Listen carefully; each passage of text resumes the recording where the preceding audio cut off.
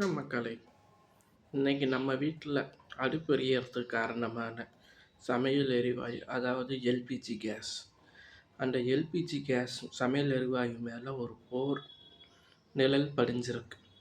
Israel, America, Iran இவங்க பிரச்சனையில் நம்ம வீட்டு கிச்சனில், நம்ம வீட்டு சமையல் அறையில் இருக்கிற எல்பிஜி கேஸ் எப்படி பாதிப்புக்குள்ளாகுது, ஏன் இந்தியாவில் கேஸ் தட்டுப்பாடு வரத்துக்கு காரணமாகுச்சு, இதை பற்றி இதுக்கு பின்னாடி இருக்கிற அன்ஃபில்டரான காரணங்களை ஒன்று ஒன்றா சிம்பிளாக சொல்கிறேன். வாங்க வீடியோக்குள்ளே போகலாம்.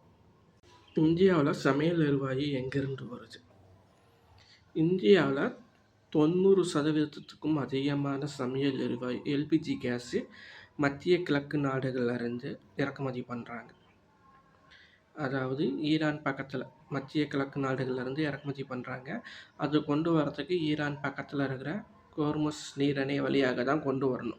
இப்போ ஈரான் அந்த வழித்தடத்தை மூடினனால அங்கேருந்து வர கப்பல்களுக்கு வரத்துக்கு வழித்தடம் இல்லாமல் சிக்கலில் இருக்குது.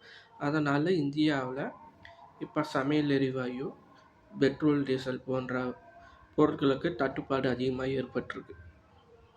எல்பிஜி கேஸ் எப்படி தயாராகுச்சு? அதாவது பூமியிலிருந்து எடுக்கக்கூடிய க்ரௌட் ஆயிலிருந்து சுத்திகரிக்கப்படும் போது உருவாகக்கூடிய உபரி பொருள்கள் தான் இந்த எல்பிஜி கேஸ். அதாவது புரோபேன் மற்றும் பீட்டோனோட வாயு கலவை தான் இந்த எல்பிஜி கேஸ். இதை அதிக அழுத்தத்தில் வைக்கும்போது அந்த எல்பிஜி கேஸ் திரவ நிலைமைக்கு மாறும். அதனால தான் லிக்விஃபைட் பெட்ரோலியம் கேஸ்ன்னு சொல்கிறோம், அதாவது எல்பிஜி கேஸ்ன்னு சொல்கிறோம். இந்த எல்பிஜி கேஸுக்கு நேச்சராகவே ஸ்மெல் கிடையாது.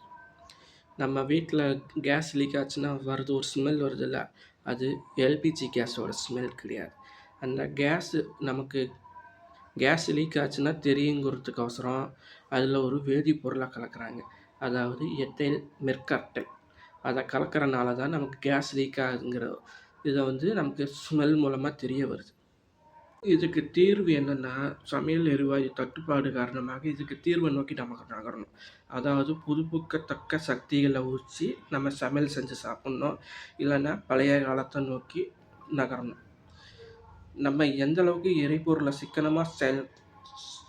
சிக்கனப்படுத்துகிறோமோ அந்தளவுக்கு இந்த நாட்டில் இருக்கிற எரிபொருள் தட்டுப்பாட்டோட கண்ட்ரோல் குறையும். எரிபொருளை சிக்கனப்படுத்தி நம்ம வாழ்க்கையை அடுத்த கட்டத்துக்கு நகர்த்துவோம். வாருங்க, அடுத்த வீடியோ இதே மாதிரி சுவாரஸ்யமான வீடியோவில் சந்திப்போம். நன்றி, வணக்கம்.